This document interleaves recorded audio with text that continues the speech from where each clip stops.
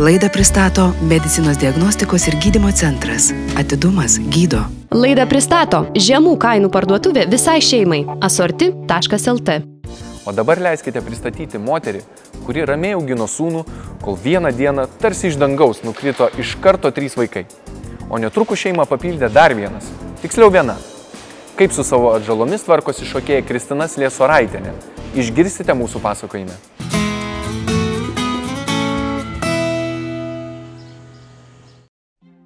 Šokių vadovė Kristina Sliesoraitienė mamos dieną švenčia ypatingai, nes ją sveikina net 5 vaikai. Lietuvos statistika rodo, kad vienai šeimai tenka 1,3 vaiko. Tad Sliesoraičiai gerokai pranoksta šios skaičius. Įsivaizduojant krūvelę vaikų, iškart mintyse iškyla piešinys, kuriame daug juoko, šurmulio ir jokios spengiančios tylos. Tiesa, čia kiek kitaip. Mat vyriausieji Vaida ir Martynas studijuoja užsienyje.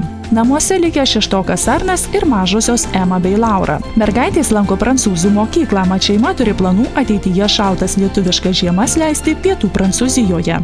Bet mums kur kas įdomiau ne apie tolimą ateitį, o apie dabartį pakalbėti su mama, kuri ne tik šoka, moko šokti, bet ir auklėja 5 atžalas. Jau dabar man nebesunku ir kažkaip natūralu.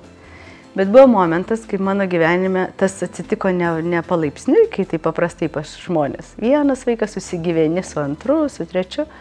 Tai pas mane buvo vienas momentas, kai man 3 vaikai beveik vienu metu.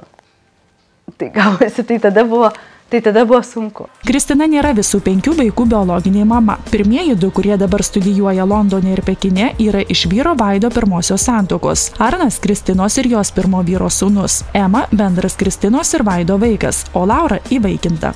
Aš gyvenau jau po pirmos santuokos viena su Arnu, su savo vaiku. Ir paskui pasipylė labai daug vaikų, kaip iš gausybės rago.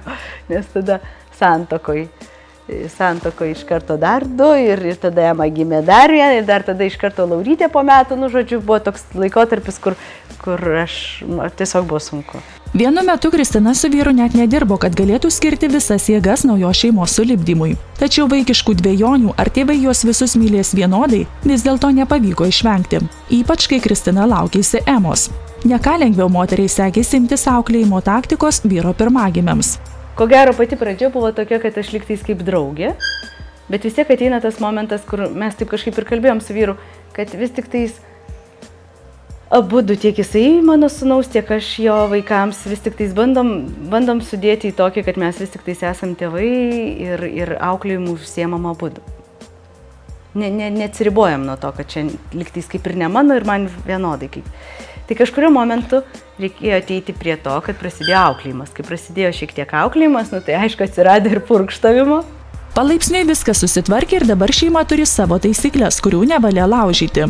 Svarbiausia – nesielgti spontaniškai ir susitvardyti, sako šokėja. Tai aktualu tiek tėvams, tiek vaikams. Todėl kelios minutės atskiruose kambariuose padeda ne tik nusiraminti, bet ir apsvarstyti tolimesnius veiksmus. Sliesoraičių namuose yra dar viena būtina visiems sąlyga. Kad vaikai gatvėje neaugtų, pas mus yra privalomai nuo mažumės turi lankyti vieną būrelį. Visi vaikai. Nežiūrint, nenori privaloma tvarka, turi iš rugsėjo užsirašyti kažkokį būrelį ir lankyti. Vidury metų keisti negalima, turi jau metus išlankyti. Ema ir Laura lanko baletą. Abiem mergaitėms klasikiniai šokiai ir garsai patinka. Anot Kristinos, Laura net labiau linkusi į menus. Laura į šią šeimą atėjo būdama beveik 2 metukų, kai Kristina su Vaidu nutarė įsivaikinti. Vos porą mėnesių įvairių formalumų ir mažoji Laurytė jau buvo pilnateisė šių namų gyventoja. Tų baimių motiniškų yra ko gero ne tik ant šito vaiko, ant visų. Lygiai taip pat vienodai yra visų. Vis tik tai genetika neina iš pirmo savo artimiausio tėčio mamos. Genetika, kaip žinoma, eina per eilę. Bet tai čia genetika. Antras dalykas vėl ten. Kiekvienas turi savo, į kokią kompaniją papuls, kur papuls, kaip čia bus viskas. Taip kad tų baimių su kiekvienu vaiku niekuom nesiskiriančiai ir su Laura. Laura visai atsitiktinai sužinojo apie savo tikrąją kilmę, kai vienos televizinės laidos anonse buvo panaudota archyvinė medžiaga iš vaikų namų, kuriuose augo mergytė. Ten ji buvo aiškiai užfiksuota, tačiau sutuoktiniai nepasimetė, nes tokiam pokalbiui jau buvo pasiruošę. Laura truputį užsidarė, jinai tiesiog daugiau klausė, Ema klausinėjo. kaip ir Laura labai nesikišo, o Ema klausinėjo, bet mes viską kaip ir buvom pasiruošę tam. Ir aš manau, kad čia dar ne vienintelis šitas pokalbis.